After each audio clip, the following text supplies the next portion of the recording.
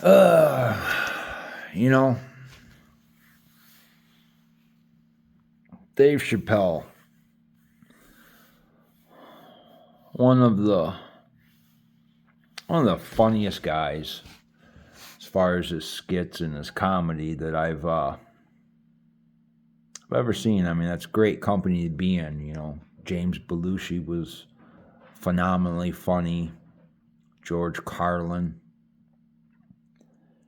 There's so many great comedians. Dice Clay. I mean, Carrot Top. I mean, there's just so many great comedians out there. Yet, the ones that we hold near and dear are like the George Carlins, the Dave Chappelle. I just seen a video of him, and he was talking about this. When a hero stumbles, cowards rejoice. And I paused for effect because, oh man, is that so true in this society? But you got to take it to a deeper meaning. Because if you look at it, and in most cases, I think that more refers to everyday life. Most fathers are the hero to their children, whether it be a daughter or a son. Moms are the unsung heroes of the family unit because more often than not, they do the most work for the least amount of reward. In most cases, they're the glue that holds the family together. They're the authoritarian, they're the discipline, because dads feel guilty because they're gone so much working, or so they overcompensate and let kids get away with more, to where, I mean, I don't have to dig too deep into it. You can look into your own family dynamics. It's forever changing, and we're adapting and all of those things. Now, I'm not sure where Chappelle got that comment, but it's just been banging around in my head. And it's just so true. Think about the statement. When a hero stumbles, the cowards rejoice. Now personalize that into your life.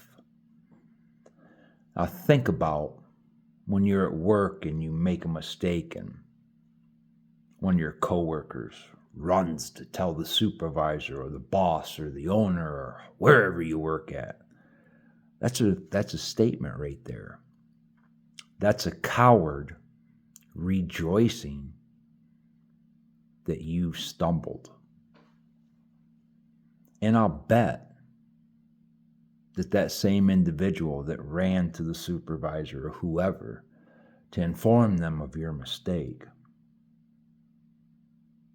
is one of your haters, and you don't realize it, but you sit, eat lunch with him, you sit at break with him, or her, whoever it is. And that's kind of what I'm saying is, there's another one. I'd rather eat crumbs with bums than steaks with snakes. Think about that. Truly think about that. You may not be eating steaks, but you're sharing time and sharing meals with a lot of snakes in your life. And I know we as humans have that ignorant ass part of us that wants to be liked, wants to be popular. And it's one of the hardest things to navigate, that need to be liked, that need to be popular.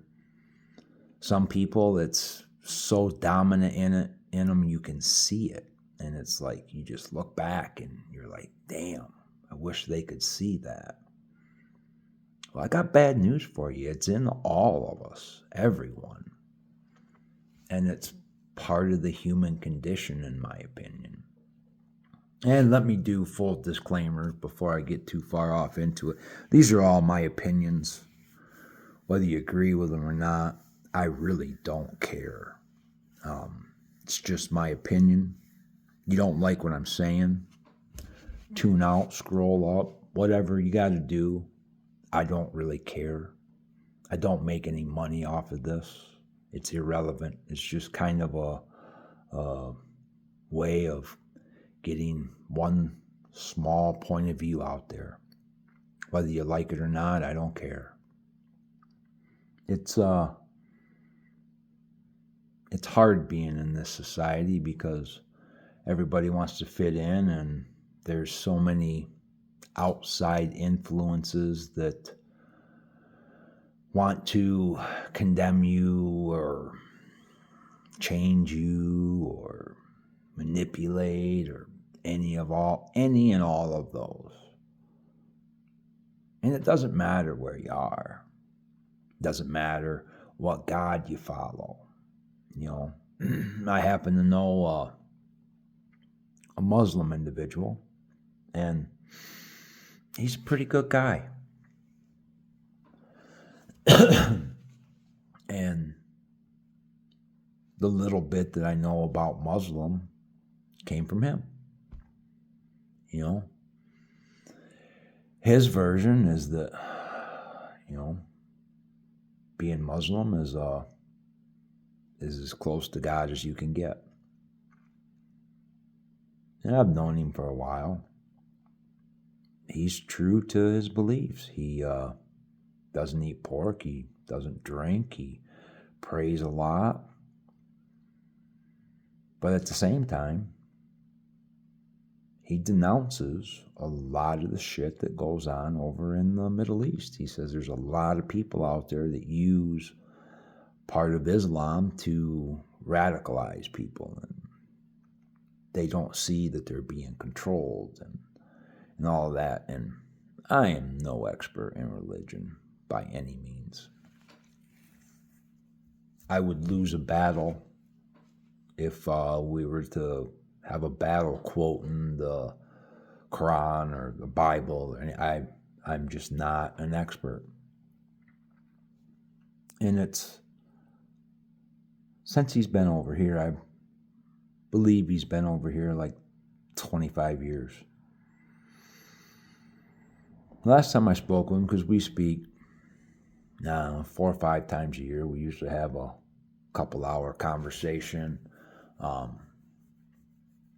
I moved a little further away from him, so we used to talk, a couple times a week. We'd sit down, have some coffee, or we'd eat a meal or whatever. And it's kind of weird that he has slowly, just spoke with him a couple weeks ago, he is slowly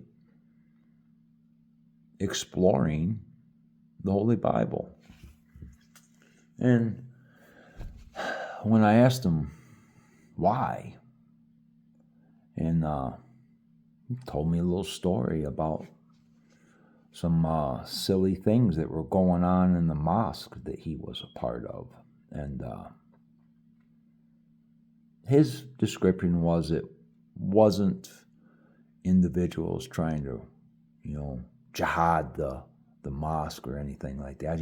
They were just going in a direction that he didn't feel was correct. So he started distancing himself from it. And he sits there and tells me that after about a month, they started questioning him about that. And they didn't like his answers. And I can't remember what he calls the person in charge of the mosque, but calls him in for a meeting. They sit down and have a discussion. And he said it didn't bear any fruit. And it actually made him want to be further away from them. And he didn't give me a bunch of details because that's just kind of the way our relationship is. We brush over the fine points of serious topics like that. And I guess that's both of our attempts to try to keep things civil. So anyway, here you have, when I first met him, a devout Muslim, and now he's exploring the Holy Bible and Jesus Christ. And his statement to me just before we said our goodbyes and hoped his family was good, hoped my family was good, and look forward to talking again, was, I kind of understand the Bible more than I understand the Quran. And religious war has been going on for I don't even know how long. Probably the beginning of time. I'm one of them people that is a skeptic, not 100% sure if the Bible is real. I believe that it is. That's my personal belief. I have a problem with mass religion. It's a personal problem. And it's because of the life that I've walked. I've seen a lot of, we'll call them fake religion people. They use it to manipulate and all that stuff. So I've always thought that religion is a personal thing, and I don't think, just again, full disclosure, full disclaimer, whatever you want to call it, it's my personal opinion.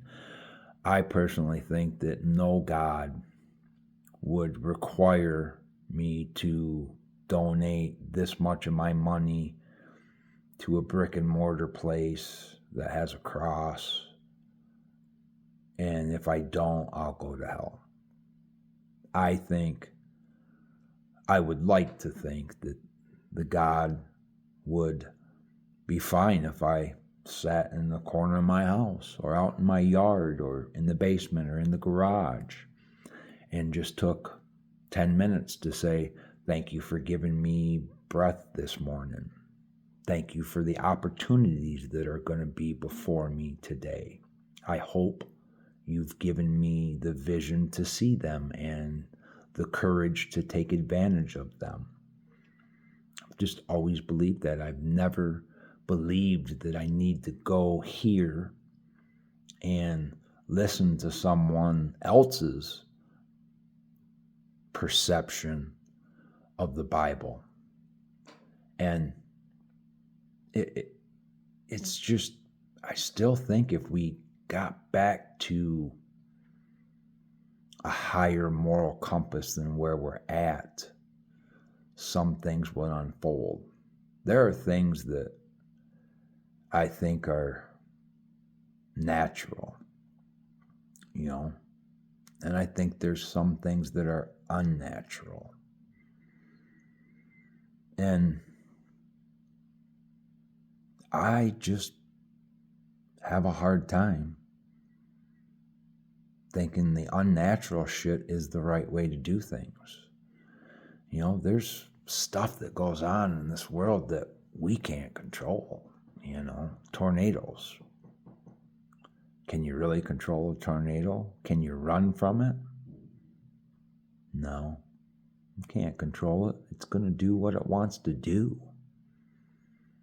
I mean, hell, we can't even control shit that goes on in our own flipping bodies. Sometimes you can't control your thoughts. They run rapid. They go against you. They doubt you. Sometimes your worst enemy is your mind, that little voice inside of you that everybody has. Some people call it a conscience. Some people call it a third eye. I mean, it is what it is. But sometimes your own voice betrays you. So that being said, if your own inner voice can betray you, why do you think another human wouldn't betray you? People just aren't using common sense anymore. They want to use anything but common sense in some cases. And hey, you know, that's one of the things of freedom is you don't have to watch the car crash or the train wreck. But for some reason, we all seem to find it entertaining. And we watch it.